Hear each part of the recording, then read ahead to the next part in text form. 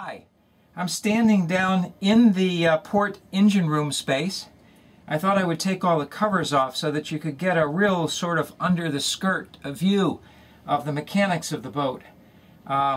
We have sort of a parallel or a mirror image situation on the other side of the boat. This side of the boat I opened up because there's more stuff here to talk about. Now that you've seen how deep the engine compartment is and how much room there is back there, I've backed out and I've installed a little shop light to give us a little bit better lighting back there.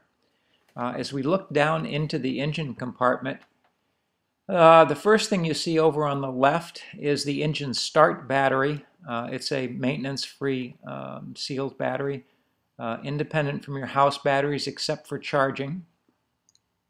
Below that is the air conditioning raw water cooling pump, readily accessible for maintenance. Below that is a filter filtering the water into it.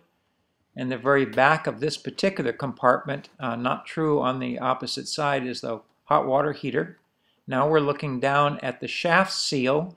This is a Tides unit, very, very high quality, a 1,500 gallon per hour bilge pump, and this particular boat has a high water alarm installed on it. You notice there's no moisture in the bilge. That is because of that dripless shaft seal. Works great. What you don't see here is the sound box cover that sits on that rubber gasket. Now we're looking down on the top of the transmission. That's where you would add transmission fluid to the unit, which you only have to check very infrequently.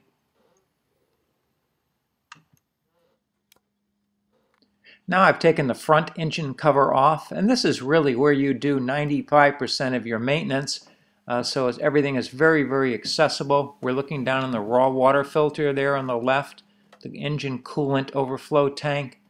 Here's your dipstick for checking oil. If you look very closely now on the left-hand side, just below that coolant tank, you'll see a little tip of a white filter sticking out. That's your oil filter.